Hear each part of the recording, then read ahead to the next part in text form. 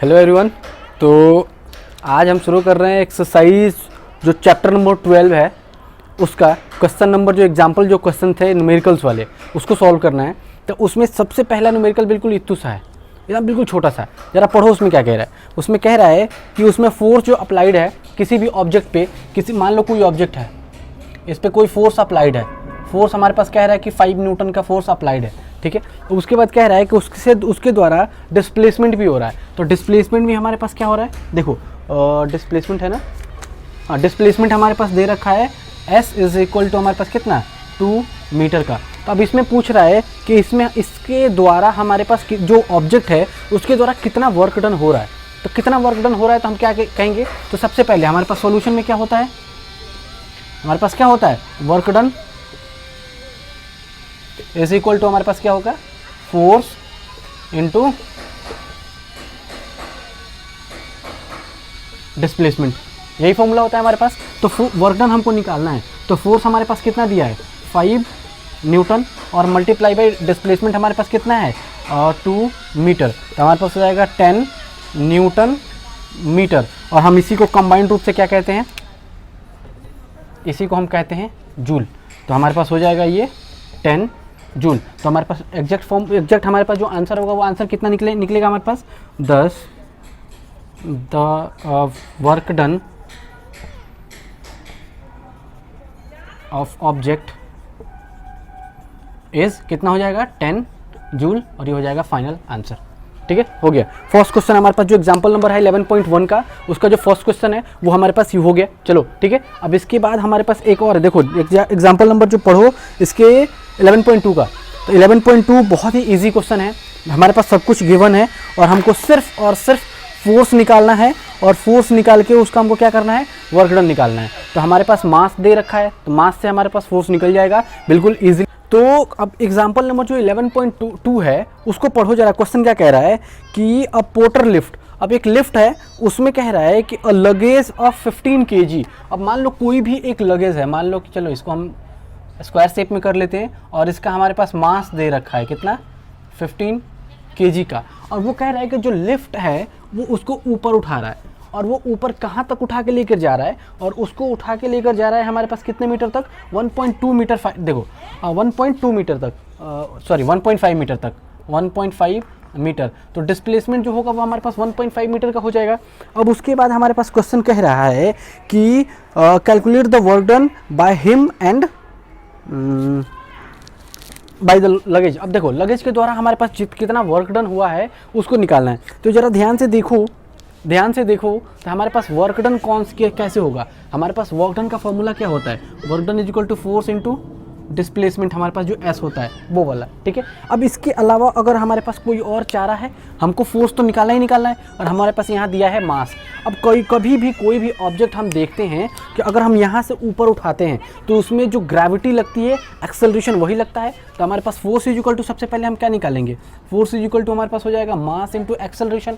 और एक्सेलरेशन किसके द्वारा लग रहा है, हम कोई भी ऑब्जेक्ट को ग्राउंड के ऊपर उठा रहे हैं तो मतलब ग्रेविटी लग रही है जो, तो यहाँ पे एक्सेलरेशन के लिए हमारे पास हो जाएगा ग्रेविटी, ठीक है। तो देखो यहाँ पे हमारे पास क्या हो जाएगा, अगर हम ग्रेविटी को देखें तो नॉर्मली हम ग्रेविटी को अगर हम लेते हैं तो वो लेते हैं कितना 9.8, लेकिन यहाँ कैलकुलेशन ईजी हो जाए इसलिए हम ले रहे हैं ग्रेविटी को कितना 10, ग्रेविटी को हम ले रहे हैं कितना 10 मीटर पर सेकेंड स्क्वायर, ये वाला, ठीक है। तो हमारे पास सबसे पहले फोर्स निकल जाएगा, तो फोर्स इक्वल टू कितना हो जाएगा 15 और kg इनटू हमारे पास कितना हो जाएगा 10 मीटर पर सेकेंड स्क्वायर हो जाएगा 150 kg metre per second square. और इसी को हम कहते हैं क्या न्यूटन। तो ये हो जाएगा हमारे पास 150 न्यूटन। देखो हमारे पास फोर्स निकल गया, तो जब फोर्स निकल गया तो हमारे पास क्या निकालना है, हमारे पास अब निकालना है क्या वर्क डन। तो वर्क डन कैसे निकलेगा, तो work done is equal to हमारे पास हो जाएगा फोर्स इनटू डिस्प्लेसमेंट हमारे पास यहाँ दे रखा है, देखो यहाँ से ध्यान से। तो हमारे पास 1.5, तो हमारे पास फोर्स इज इक्वल टू कितना है 105 और न्यूटन और मल्टीप्लाई बाई 1.5 मीटर, ठीक है। तो ये हो जाएगा 15, तो ये हो जाएगा कितना 20, यही होगा 225 और एक पॉइंट है तो ये खत्म हो जाएगा। तो ये हो जाएगा न्यूटन मीटर, ठीक है। तो वर्क डन हमारे पास इतना निकल गया। अब इसी को हम कहते हैं क्या, जूल। तो ये हो जाएगा हमारे पास work done is equal to 225 joule, और ये हो जाएगा हमारा final answer. Done, second question भी हो गया। ठीक है, अब देखो थर्ड क्वेश्चन पे चलो। थर्ड क्वेश्चन क्या कह रहा है हमारे पास, कह रहा है कि an object of mass 15 kg is moving with the uniform velocity of 4 metre per second. एक ऑब्जेक्ट है, चलो पहले इसको मिटा दो।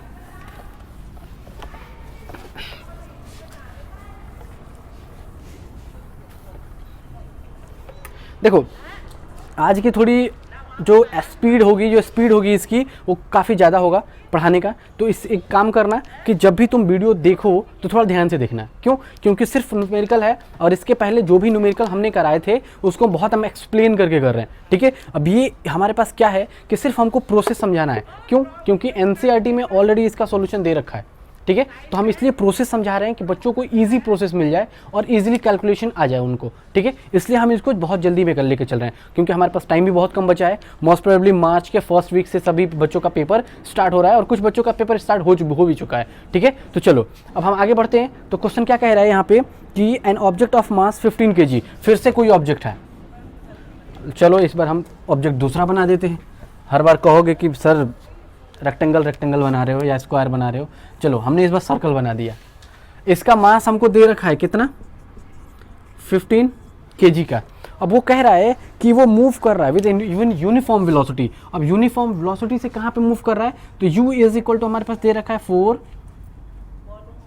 मीटर पर सेकंड के हिसाब से ये चल रहा है। ठीक है, अब उसके बाद कह रहा है कि what is the kinetic energy possess by the object. अब सीधे चलो काइनेटिक एनर्जी वाले पे। तो काइनेटिक एनर्जी का फॉर्मूला क्या होता है, मैंने सबसे पहले बताया था क्या कि जब भी मैं न्यूमेरिकल शुरू करूंगा उससे पहले सबसे पहले पीछे जाओ, हमारे पास क्या है डिस्क्रिप्शन में जाके इसकी थ्योरी जो भी है इसका, इस एक्सरसाइज का, उस थ्योरी का वीडियो देखो। उससे क्या होगा कि हमारे पास जो भी न्यूमेरिकल के लिए जो भी फॉर्मूले हैं वो कैसे आया है और क्या फॉर्मूला होता है वो सब कुछ मैंने बता रखा है। ठीक है, तो चलो इस पे चलते हैं। तो हमारे पास एनर्जी निकालना है और वो भी कौन सी एनर्जी, काइनेटिक एनर्जी। तो काइनेटिक एनर्जी का फॉर्मूला क्या होता है, 1/2 mv²। देखो अब mv² या mu², ठीक है, ये हो जाएगा हमारे पास 11.3 का। ठीक है, ये हमारे पास वेलोसिटी है तो एक ही वेलोसिटी से चले जा रही है वो, तो हमारे पास एनर्जी निकालना है। तो देखो 1/2 इंटू m इंटू v², तो 1/2 इंटू m, मास कितना दे रखा है हमारे पास 15 kg इंटू v², तो 4 इंटू 4 मीटर पर सेकेंड, और ये हो जाएगा 4 इंटू 4। चलो इसको ऐसे करो, इसको यहाँ से हटा दो, और 4 जा हो जाएगा 16, और मीटर और का स्क्वायर इंटू सेकेंड का स्क्वायर, ये हो जाएगा। ठीक है, देखो ये हो गया। ठीक है, अब चलो आगे बढ़ो।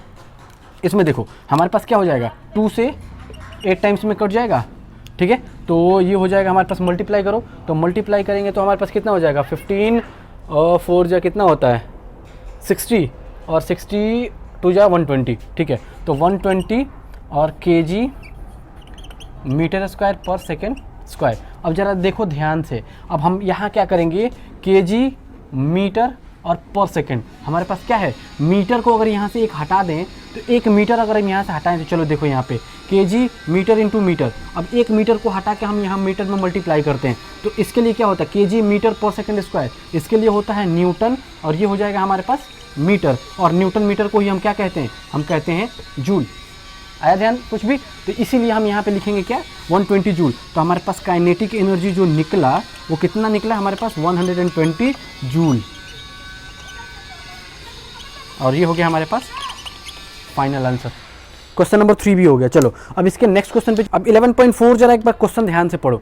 ये जितने भी क्वेश्चन इसके पहले मैंने छोटे छोटे से कराए हैं वो क्या था, बहुत ही इजी था, इसलिए मैंने फटाफट यूँ निकाल दिया। ठीक है, लेकिन इस क्वेश्चन में हमको थोड़ा टाइम देना पड़ेगा। क्यों? क्योंकि इसमें समझाना पड़ेगा कि एक्चुअली है क्या। देखो हम क्या कहते हैं कि कभी भी इसमें, इसके पहले वाले क्वेश्चन में जो 11.3 था उसमें तो हमसे पूछ दे रहा था कि काइनेटिक एनर्जी निकालो, काइनेटिक एनर्जी निकालो। लेकिन मान लो कि अगर हमसे कहेगा कि टोटल एनर्जी निकालो या फिर टोटल वर्क डन निकालो, लेकिन वो ये नहीं कहेगा कौन सा टोटल एनर्जी निकालो, काइनेटिक एनर्जी निकालो या पोटेंशियल एनर्जी निकालो। तो मैंने ऑलरेडी डिस्क्रिप्शन वाले में जो लिंक दिया है उसमें हमारे पास क्या है, थियरी के सारे पार्ट्स हैं, और उसमें मैंने एग्जैक्ट क्लियर कर रखा है कि हम ऐसे अगर क्या करेंगे तो हमारे पास पोटेंशियल एनर्जी होगा और कैसे हमारे पास काइनेटिक एनर्जी होगा। तो हमारे पास देखो अभी एक बार हम क्लियर भी कर देते हैं छोटा सा में, अगर कोई ऑब्जेक्ट है, अगर किसी भी सरफेस, ये ग्राउंड हो गया, अगर इसको ग्राउंड के ऊपर उठाते हैं, ग्राउंड से ऊपर उठा रहे हैं, तब इसके लिए हमारे पास क्या हो जाएगा, पोटेंशियल एनर्जी हमारे पास निकलेगा। और अगर कोई ऑब्जेक्ट है, अगर ग्राउंड के पैरेलली मूव, ग्राउंड है और ग्राउंड के एलोंग ये चले जा रहा है, मतलब डिस्प्लेसमेंट जो होगा वो किधर साइड में होगा, ग्राउंड के एलोंग होगा। मतलब कोई भी ऑब्जेक्ट जो है वो मूव करेगी, देखो ये ग्राउंड है, इसके एलोंग मूव करेगी, मतलब ऐसे मूव करेगी। अगर हमारे पास किसी वेलोसिटी से मूव कर रही है, उस केस में हम निकालेंगे काइनेटिक एनर्जी। अगर कोई ऑब्जेक्ट को हम जो हमारे पास सरफेस है उससे हम ऊपर उठाते हैं, किसी चीज़ को ऊपर उठाते हैं हाइट पे, तो उस केस में निकलेगा हमारे पास पोटेंशियल एनर्जी। अब देखो, अब इस क्वेश्चन को हम डिस्कस करते हैं, इसलिए क्योंकि हमको इसी क्वेश्चन में ये सब थोड़ा जानना था और ये हमारे पास इसी क्वेश्चन में पूछा गया है। तो देखो जरा क्वेश्चन पूछो, क्वेश्चन क्या कह रहा है कि what is the work is done to be increase the velocity of car from 30 kilometre per hour to 60 kilometre per hour. और मास दे रखा है हमारे पास एक कार है, पता नहीं कैसी बनेगी कार, BMW तो बनेगी नहीं, बट ध्यान देना। देखो ये हो गया। अब देखो इसका मास दे रखा है, इसका मास कितना दे रखा है हमारे पास, 1500 kg, 1500 ही है ना, हाँ 1500 kg, 1500 kg इसका मास दे रखा है। और कह रहा है कि जो वेलोसिटी है उसमें कह रहा है कि कितना वर्क डन हमको करना पड़ेगा इस कार पे, कि इसकी वेलोसिटी हमारे पास इनिशियली है कितना, 30 किलोमीटर पर आवर से मूव करके चली जाए यहाँ पे फाइनल वेलोसिटी कितना, 60 किलोमीटर पर आवर पे। ठीक है, तो अब इसका वर्क डन निकालना है। तो वर्क डन के लिए हमारे पास फॉर्मूला क्या होता है, हमारे पास वर्क डन के लिए फॉर्मूला होता है फोर्स इनटू डिस्प्लेसमेंट। तो ये वर्क डन, एक ये फॉर्मूला होता है। अगर तुम ध्यान दिए होगे तो मैं एक बार और बताया था, मैं क्या बताया था कि जितना चेंज इन एनर्जी होता है वही होता है हमारा क्या, वर्क डन। ठीक है, ओए चल पीछे चल, इंसान की तरह बैठ यहाँ पे। हाँ देखो, तो वर्क डन जो हमारे पास है वो क्या है, चेंज इन एनर्जी। तो चेंज इन एनर्जी हम कैसे निकालते हैं, तो work done is equal to हमारे पास हो जाएगा चेंज इन एनर्जी। ठीक है, ये हो जाएगा हमारे पास वर्क डन। जो चेंज इन एनर्जी होगा, मतलब जो फाइनल एनर्जी होगा और जो इनिशियल एनर्जी होगा उसका चेंज जो करेंगे वो हो जाएगा हमारे पास क्या, वर्क डन। ठीक है, तो हम क्या करेंगे इसमें, एक बार फाइनल एनर्जी निकाल लेंगे, एनर्जी फाइनल, और एक बार एनर्जी हम निकाल लेंगे कौन सा, इनिशियल। ठीक है, एक बार इनिशियल एनर्जी निकाल लेंगे, एक बार फाइनल एनर्जी निकाल लेंगे। दोनों जब हम निकाल लेंगे तो दो फाइनल में से इनिशियल को माइनस कर देंगे, जो हमारे पास आएगा वो हमारा वर्क डन हो जाएगा। ठीक है, चलो अब इसकी अब बात करते हैं कि अब कौन सा एनर्जी निकलेगा।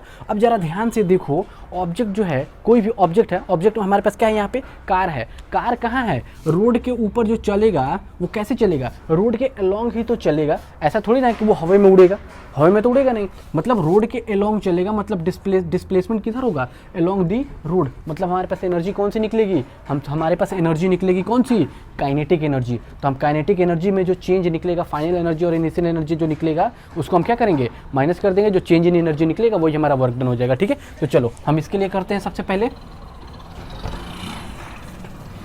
देखो वेलोसिटी, इनिशियल वेलोसिटी। तो सबसे पहले हमारे पास इनिशियल वेलोसिटी की हम बात करें तो इनिशियल वेलोसिटी अगर हम निकालें यहाँ पे, तो इनिशियल वेलोसिटी हमारे पास क्या हो जाएगा, इनिशियल वेलोसिटी। तो इनिशियल वेलोसिटी हमारे पास क्या दिया है, देखो जरा 30 kilometre per our, 30 kilometre per our. ठीक है, ये दिया है। अब इसके लिए देखो जरा, किलोमीटर पर आवर में है हमारे पास, जो भी जूल होता है वो क्या होता है, न्यूटन मीटर में होता है, मीटर में होता है। तो मीटर में होगा तो मीटर को हम कन्वर्ट कैसे करेंगे, किलोमीटर पर आवर को मीटर पर सेकंड में चेंज कर लेंगे। तो किलोमीटर पर आवर, तो हमारे पास 30 × 1000 और डिवाइडेड बाई हमारे पास 60 × 60, 10 से 10, 10 से 10, तो ये हो जाएगा 6 1 जा 6, 6 5 जा 30, और यहाँ पे हो जाएगा 3 2 जा 2 3 जा 6, 2 5 जा 10। तो ये हमारे पास कितना आ गया, 5 × 5 मतलब 25,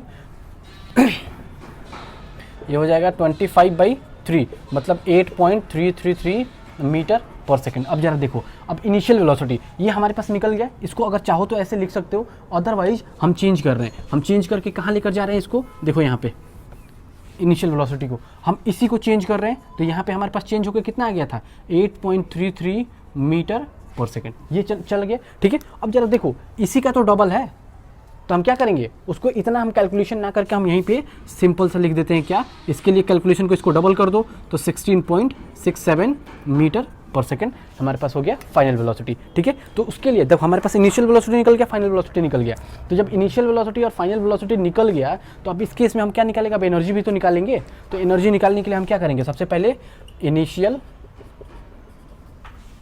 काइनेटिक एनर्जी,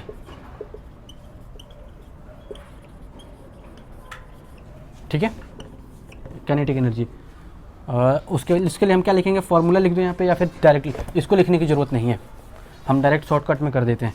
तो हमारे पास एनर्जी कौन सी, काइनेटिक एनर्जी हमारे पास कौन सा है, इनिशियल, तो के आई, इनिशियल एनर्जी हमारे पास निकल गया, तो 1/2 m u का स्क्वायर, m u का स्क्वायर, इनिशियल वेलोसिटी का स्क्वायर। ठीक है, तो हमारे पास क्या निकल जाएगा, तो 1/2 इंटू मास, मास हमारे पास कितना है 1500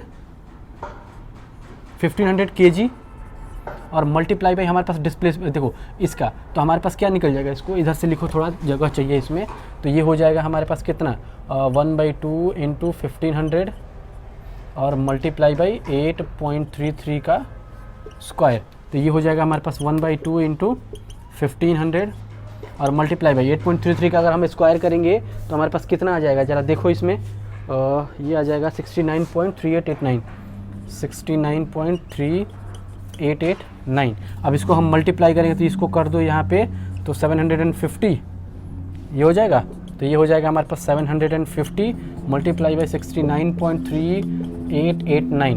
ठीक, अगर हम इसको मल्टीप्लाई करते हैं तो हमारे पास काइनेटिक एनर्जी जो है वो कौन सी, काइनेटिक एनर्जी इनिशियल हमारे पास निकल जाएगी, और वो कितनी निकल जाएगी 52041, ये 4 है 41.68, और एनर्जी का हमारे पास यूनिट क्या होता है, जूल। अब देखो हम डायरेक्ट यहाँ पे ले आके जूल क्यों लिख दिए, हम इसको कैलकुलेट क्यों नहीं किए, क्योंकि अगर हम कैलकुलेट करेंगे तो हमारा टाइम ज़्यादा वेस्ट होगा। तो डायरेक्ट हम क्या कर रहे हैं, हम ऑलरेडी सिखा चुके हैं कि कैसे कैलकुलेट करते हैं यूनिट्स को, तो हम यहाँ पे डायरेक्ट ला के अब यहाँ पे जूल लिख दिए। तो इनिशियल हमारा निकल गया, इनिशियल काइनेटिक एनर्जी निकल गया। अब हम निकालते हैं किसका, फाइनल काइनेटिक एनर्जी। तो फाइनल काइनेटिक एनर्जी हमारा कैसे निकलेगा, इसको हम क्या करें, ऊपर एक बार लिख ले रहे हैं क्योंकि हमको बाद में ज़रूरत पड़ेगा। तो हमारे पास 52041.68 जूल, और हमारे पास कौन सा निकला, इनिशियल काइनेटिक एनर्जी, ये वाला हमारे पास निकल गया। अब हम फाइनल वाले को निकालते हैं। ठीक है, काइनेटिक एनर्जी हमारे पास निकलेगा कौन सा, फाइनल वाला। तो हमारे पास क्या हो जाएगा 1/2 mv का स्क्वायर। ठीक है, अब mv का स्क्वायर अगर हम इसकी बात करें ज़रा देखो, तो 1/2 इंटू मास हमारे पास कितना है 1500 और मल्टीप्लाई बाई v कितना है हमारे पास 16.67 का स्क्वायर। ठीक है, अब इसको ज़रा देखो 1.2 मल्टीप्लाई बाई 1500 और इसको डायरेक्ट मल्टीप्लाई कर दो, इसको लिखने की ज़रूरत नहीं है। इसको अगर हम डायरेक्ट मल्टीप्लाई कर रहे हैं तो हमारे पास कितना आ जाएगा, ये हो जाएगा हमारे पास, एक सेकेंड, 208416 जूल। देखो हमने यहाँ पे कैलकुलेटर से डायरेक्ट कैलकुलेट करके लिख दिया, आप लोग अगर चाहो तो कैलकुलेट कर सकते हो यहाँ पे। ठीक है, चलो ये हो गया हमारे पास। तो हमारे पास एनर्जी निकल गया कौन सा, final energy, kinetic energy final. तो हमारे पास अब निकालना क्या था, हमको निकालना था वर्क डन। तो वर्क डन हमारा क्या होता है, हम वर्क डन के लिए हम क्या बताए थे अभी, तो work done is equal to हमारा हो जाएगा क्या, चेंज इन एनर्जी। तो चेंज इन एनर्जी मतलब हमारे पास क्या हो जाएगा, काइनेटिक एनर्जी कौन सा, फाइनल, और माइनस काइनेटिक एनर्जी हमारे पास कौन सा, इनिशियल। तो काइनेटिक एनर्जी हमारे पास फाइनल कितना है, देखो ये वाला, तो 208416.68 और हमारे पास माइनस का हो जाएगा कितना, ये वाला 5204.68 और ये हो जाएगा इसके बाहर जूल। अब इसमें से अगर हम माइनस कर रहे हैं तो माइनस आ जाएगा हमारे पास 1563.75।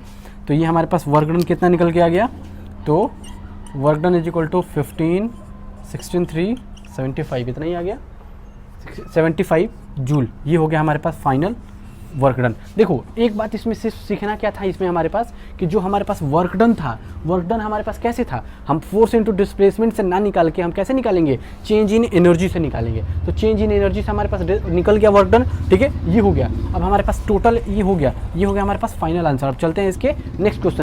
अब है क्वेश्चन नंबर 11.5 बिल्कुल छोटा सा क्वेश्चन है। अब इसके बाद जितने भी क्वेश्चन है बहुत छोटे छोटे से क्वेश्चन है। एक क्वेश्चन है 11.7 जो थोड़ा माइंड यूज़ करने वाला है, उसके बाद जितने भी क्वेश्चन है बाकी बहुत छोटे छोटे से हैं। तो देखो क्वेश्चन नंबर 11.5 क्या कह रहा है कि find the energy possess by the object of 10 kg। अब हमारे पास एक ऑब्जेक्ट है जिसका हमारे पास मास कितना दे रखा है, 10 kg। अब 10 kg का मास है, ठीक है, उसको कह रहा है कि उसमें उसकी एनर्जी निकालना है when it is at the height of 6 metre. अब ये ऑब्जेक्ट जो है वो कितने हाइट पे है, हमारे पास 6 मीटर हाइट पे, ठीक है।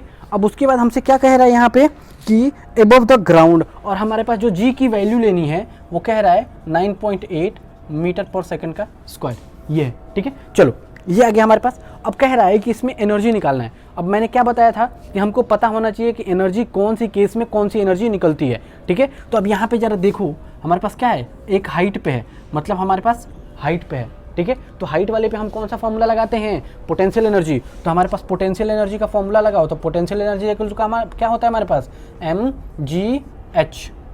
हमारे पास पोटेंशियल एनर्जी का फॉर्मूला क्या होता है, mgh। तो हमारे पास क्या है, देखो मास कितना दे रखा है 10 kg का, ग्रेविटी कितना दे रखा है हमारे पास 9.8 मीटर पर सेकंड स्क्वायर का, और हमारे पास हाइट दे रखा है कितना 6 मीटर का, 6 मीटर का। अब जब इसको मल्टीप्लाई करेंगे तो ये हमारे पास हो जाएगा 60 मल्टीप्लाई बाई 9.8, और kg मीटर पर सेकंड स्क्वायर को हम कहते हैं न्यूटन, और ये हो जाएगा मीटर, और इसी को हम कहते हैं क्या, जूल, ठीक है। अब जब हम इसको मल्टीप्लाई करेंगे तो हमारे पास कितना हो जाएगा, और 6 8 या 48, ये 588 58 9 5 6 54 और 58, एक पॉइंट के बाद जीरो आएगा, जीरो खत्म हो जाएगा, तो ये हो जाएगा हमारे पास इतना जूल। हमारे पास पोटेंशियल एनर्जी निकल गया इसका। अब तो हम क्या लिख देंगे यहाँ पे, 10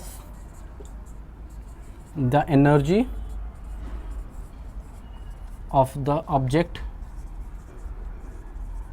इज, हमारे पास कितना हो जाएगा 588 जूल, और ये हो जाएगा हमारा फाइनल आंसर। हो गया क्वेश्चन नंबर जो 5 था, एग्जाम्पल नंबर 11.5 था वो भी हो गया। बिल्कुल इतना छोटा सा है, सिर्फ हमको ये ध्यान देना है कि हम एनर्जी किस केस में कब क्या कौन सी एनर्जी निकालेंगे। अब बहुत बच्चे क्या करते हैं कि इस केस में यहाँ पे काइनेटिक एनर्जी निकाल देंगे, तो काइनेटिक एनर्जी के लिए डिस्प्लेसमेंट इसी को ले लेंगे, और मास हमारे पास दे रखा है, और जी की वैल्यू लगा देंगे, और यहाँ से आंसर निकाल के लेकर चले आएंगे, लेकिन वो आंसर हो जाएगा हमारे पास क्या, गलत आंसर हो जाएगा, ठीक है। तो लेकिन ये हमेशा गलती नहीं करनी है। हमारे पास हाइट कह रहा है, जब भी हम ग्राउंड से हाइट पे लेंगे तो पोटेंशियल एनर्जी निकलेगा, और कोई ऑब्जेक्ट मूव कर रही है उस केस में हमारे पास काइनेटिक एनर्जी निकलेगा, ठीक है। चलो अब इसका एग्जांपल नंबर पढ़ो, अब 11.6 पढ़ो और जल्दी से करके दिखा दो बस। बिल्कुल इससे भी छोटा है 11.6 जो है वो इससे भी छोटा है, टाइम नहीं लगना चाहिए, जल्दी से कमेंट करो और बता दो उसको, ठीक है। तो देखो 11.6 कितने लोग का हो गया, चलो 11.6 करते हैं हम, ठीक है। देखो क्वेश्चन नंबर 6 क्या कह रहा है हमारे पास 11.6 का, कि उसका जो ऑब्जेक्ट है वो मास दे रखा है हमारे पास 12 kg का। ये जो ऑब्जेक्ट है उसका मास दे रखा है 12 kg का, और उसके बाद कह रहा है कि at the certain height above the ground if the potential energy is of the object is 480 joule. अब देखो इसका पोटेंशियल एनर्जी हमारे पास दे रखा है 480 जूल, ठीक है। अब उसके बाद हमारे पास कह रहा है कि ग्रेविटी लेना है कितना 10 मीटर पर सेकंड का, और हमारे पास g इज इक्वल टू दे रखा है 10 मीटर पर सेकंड स्क्वायर का, ठीक है। अब उसके अलावा और कुछ दे रहा है, नहीं दे रखा है, ठीक है। और हमसे कह रहा है कि find the height of the height, ठीक है। तो मतलब ये कि जरा देखो ऑब्जेक्ट ये है, अब यहाँ से कह रहा है कि कितने हाइट पे है, h इज इक्वल टू कितना, अब ग्राउंड से कितने हाइट पे है वो हाइट निकालना है, बाकी सब कुछ दे रखा है। तो हमारे पास सबसे पहले पोटेंशियल एनर्जी का फॉर्मूला क्या होता है, potential energy is equal to होता है mgh, यही होता है ना हमारे पास। तो पोटेंशियल एनर्जी हमारे पास दे रखा है 480 जूल, और उसके बाद हमारे पास कह रहा है कि मास हमारे पास दे रहा है 12 kg का, और ग्रेविटी हमारे पास दे रखा है 10 मीटर पर सेकंड स्क्वायर का, और हाइट हमको निकालना है। तो हमारे पास क्या हो जाएगा, ये वाला पोर्शन इधर चला आएगा, तो हाइट इज इक्वल टू हो जाएगा 480 और डिवाइडेड बाई हमारे पास कितना हो जाएगा 120, 120, तो 10 से 10, 12 1 जा 12, 12 4 जा 48, तो ये h इज इक्वल टू हमारे पास कितना हो जाएगा 4 मीटर का हाइट हो जाएगा। अब देखो बहुत बच्चों को ये लग रहा होगा कि सर ने यहाँ पे यूनिट लिखा लेकिन यहाँ पे यूनिट नहीं लिखा। अब देखो यूनिट लिखना और नहीं लिखने का कोई डिफरेंस नहीं होता है। अब जो जूल होता है, जूल को हम क्या कहते हैं, जूल को हम कहते हैं केजी मीटर स्क्वायर पर सेकेंड स्क्वायर, और डिवाइडेड बाई हमारे पास क्या निकालना है, देखो KG metre per second square, KG metre per second का स्क्वायर। अब देखो मीटर सेकंड स्क्वायर से सेकंड स्क्वायर कट गया, केजी से केजी खत्म हो गया, और 1 मीटर से 1 मीटर बच गया, तो हमारे पास क्या है, एक ही तो मीटर बचा, इसलिए हमने डायरेक्ट यहाँ पे करके दिखा दिया। ठीक है, चलो ये वाला भी हो गया। तो हाइट ऑफ द ऑब्जेक्ट हमारे पास क्या निकल जाएगा, the height of the object is कितना मीटर हमारे पास हो जाएगा 4 मीटर, और ये हो जाएगा हमारा final answer.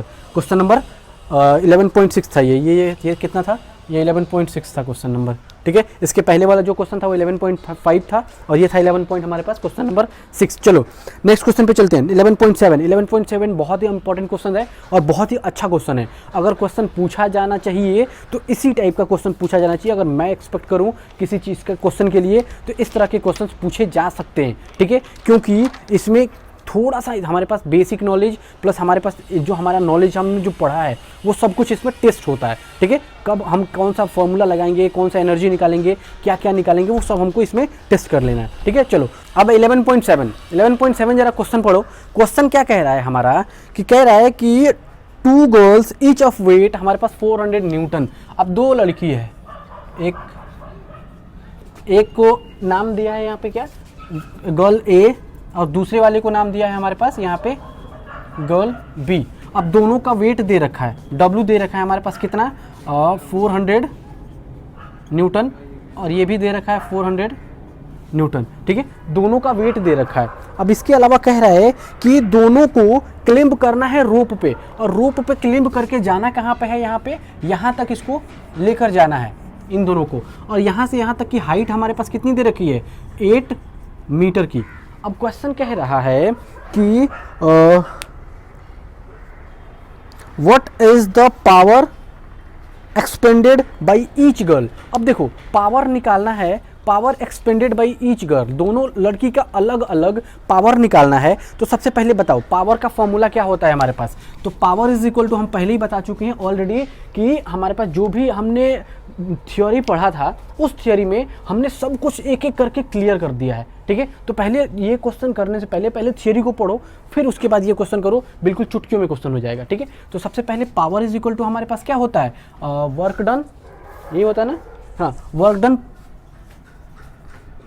Done upon time, ये होता है हमारे पास पावर का फॉर्मूला। ठीक है, अब देखो इसमें एक हमने यहाँ पे आधे इन्फॉर्मेशन इसमें छोड़ा हुआ है। अब आधा इन्फॉर्मेशन फिर हम जब क्वेश्चन पे चलेंगे तब हमको पता चलेगा। तो देखो क्वेश्चन कह रहा है कि जो गोल ए है उसको यहाँ से लेके यहाँ तक जाने में इसको लग रहा है हमारे पास कितना 20 सेकेंड, और उसके बाद कह रहा है जो गोल बी है उसको लग रहा है हमारे पास टाइम 50 सेकेंड।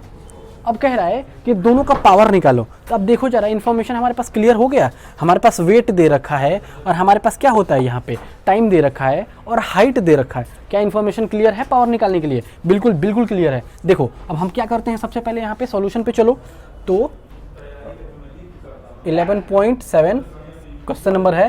तो हमारे पास गिवन सबसे पहले क्या क्या दिया है हमारे पास, देखो तो हमारे पास वेट इज इक्वल टू हमारे पास दिया है 400 न्यूटन, और किसका, ऑब्जेक्ट ए का और ऑब्जेक्ट बी का, दोनों का दिया है। अब एक बात ज़रा ध्यान से देखो, इसीलिए मैं बोला कि यहाँ इंपॉर्टेंट है कि हमारे पास सबसे पहले क्या होता है एनर्जी। तो पावर इज इक्वल टू हमारे पास क्या होता है एनर्जी अपॉन टाइम। तो एनर्जी कौन सी, अब हाइट पे जा रही है तो पोटेंशियल एनर्जी। तो पोटेंशियल एनर्जी का फॉर्मूला क्या होता है हमारे पास mgh। और देखो वेट का फॉर्मूला क्या होता है हमारे पास, weight is equal to m into g, यही तो होता है ना। तो हम इसके लिए क्या लिख सकते हैं, हम इसके लिए लिख सकते हैं mg।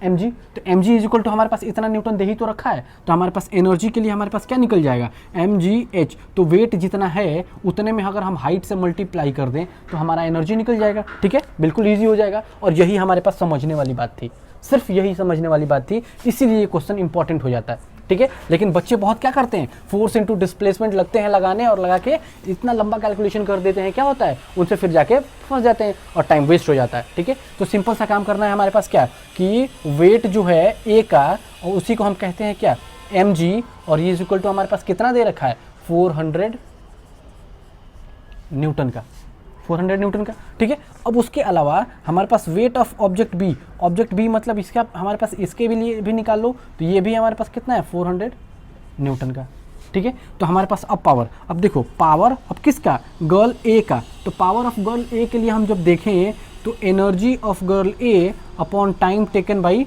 गर्ल ए, तो एनर्जी हमारे पास क्या हो जाएगा mgh divided by time taken by A, तो mgh, m हमारे पास कितना है, मास हमारे पास जरा देखो, मास इंटू ग्रेविटी, इसके लिए हम क्या लिख सकते हैं 400 न्यूटन और मल्टीप्लाई बाई हाइट, हाइट हमारे पास कितना दे रखा है 8 मीटर का, ये हो जाएगा हमारे पास 8 मीटर का, और divided by time taken, time हमारे पास कितना है गर्ल ए के द्वारा 20 सेकेंड, तो 20, तो ये देखो 10 से 10 खत्म, 2 1 जा 2, 2 4 जा 8 हो गया, तो 4 4 जा 16, 160, और ये हो जाएगा न्यूटन मीटर, और इसी को हम कहते हैं कितना 160 जूल। अब देखो work done by girl A, तो हम क्या लिख देंगे यहाँ पे 10 the work done, sorry work done नहीं, पावर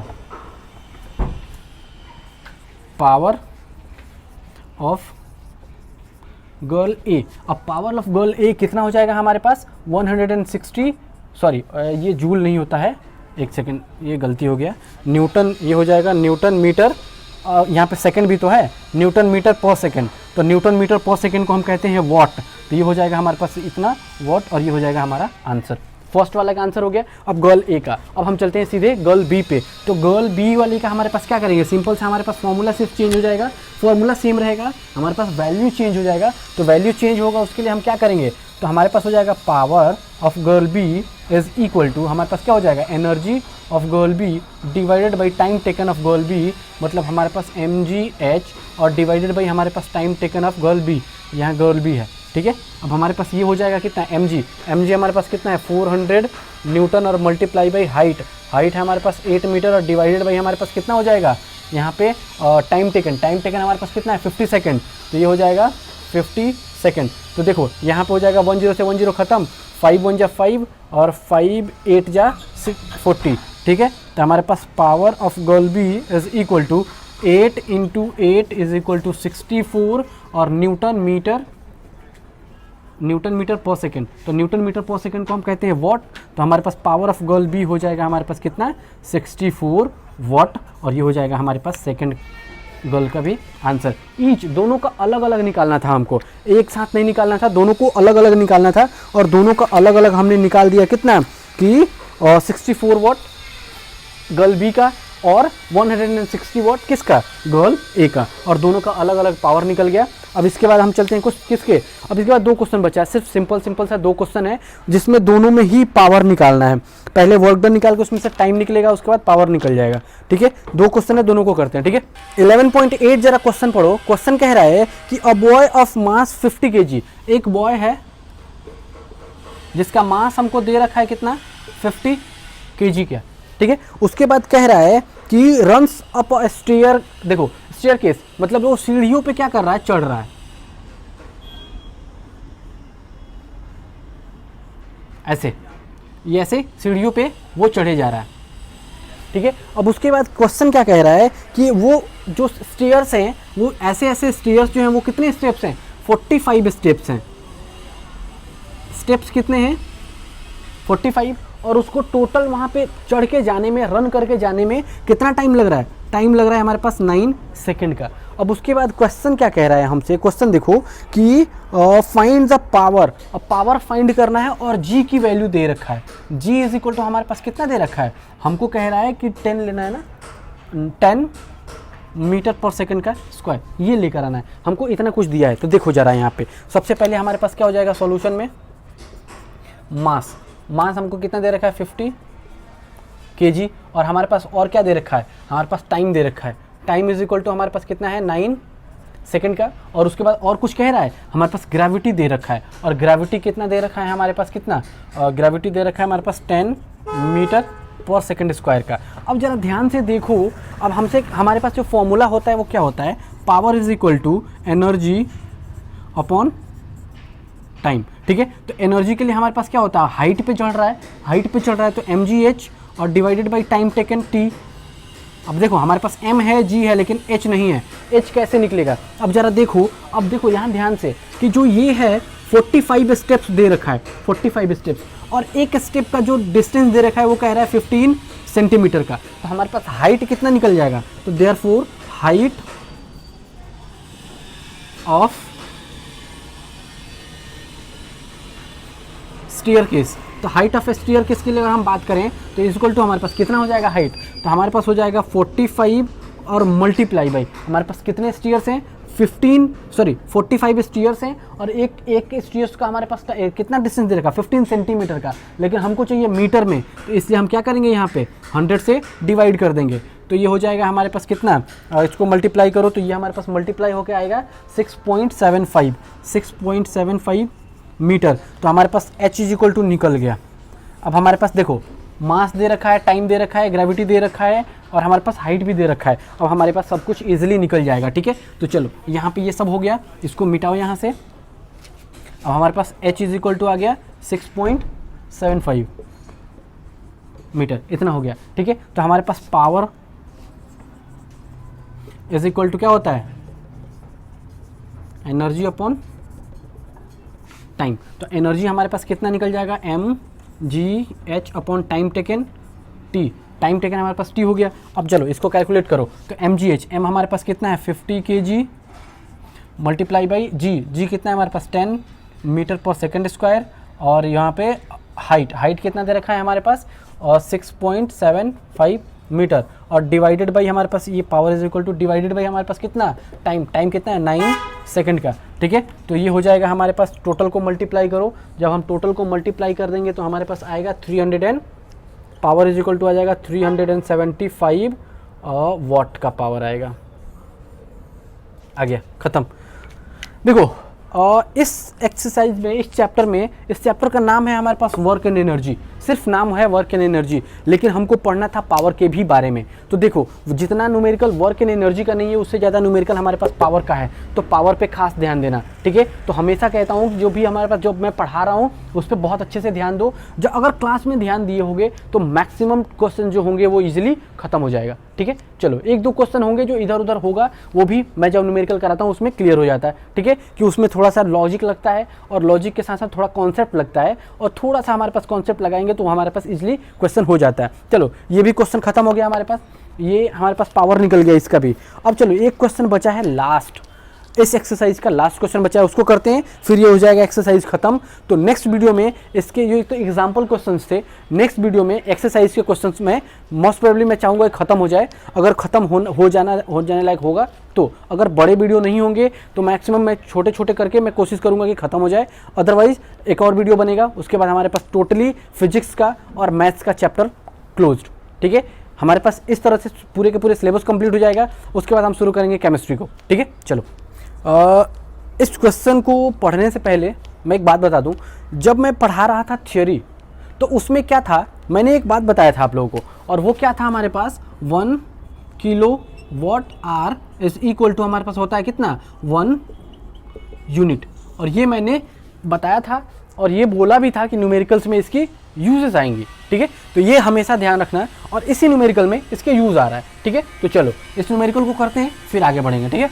देखो तो क्वेश्चन क्या कह रहा है, an electric bulb of power, देखो हमारे पास 60 वाट, हमारे पास एक बल्ब है,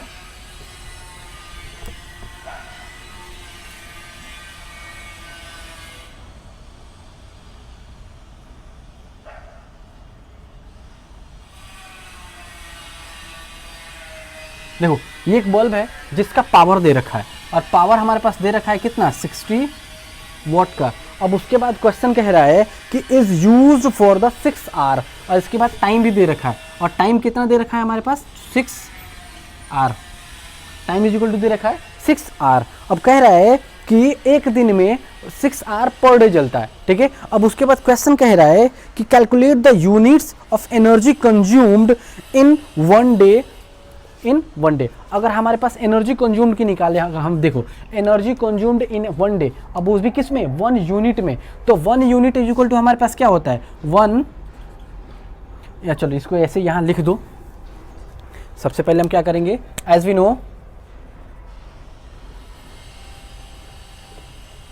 1 unit is equal to 1 kilo watt hour, ठीक है, इतना होता है। तो देखो अब हमारे पास क्या दिया है, पावर जो दे रखा है वो किस में दे रखा है, वॉट में, तो उसको हम सबसे पहले क्या करेंगे, चेंज करेंगे किलो वॉट में। तो पावर इज इक्वल टू हमारे पास दे रखा है 60 वॉट में, अगर हम इसको किलो वॉट में चेंज करें तो हम क्या करेंगे, इसको 60 और डिवाइडेड बाई 1000, तो ये था वॉट में, अब हो गया ये किलो वॉट में, तो ये हो जाएगा हमारे पास कितना 0.06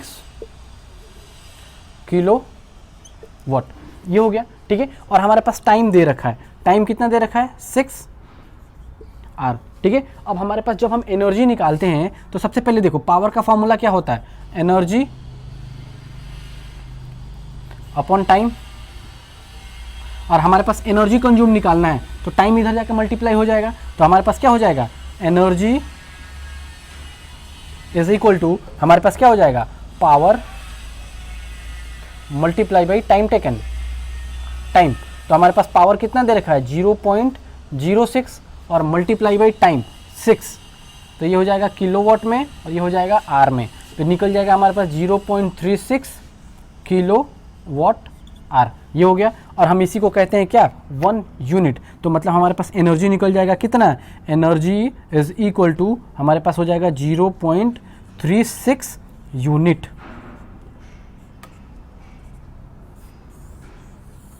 और ये हो जाएगा हमारा फाइनल आंसर, बस हो गया। अगर चाहो तो इसके लिए फाइनल आंसर लिख लो कि दस the energy consumed by the bulb in 1 day या फिर पर डे इज हमारे पास कितना हो जाएगा 0.36 यूनिट हो जाएगा ये आंसर। चलो ये ख़त्म, एक्सरसाइज का जो भी एग्जाम्पल न्यूमेरिकल था वो हो गया ख़त्म। अब हम चलते हैं इसके एक्सरसाइज के न्यूमेरिकल्स पे।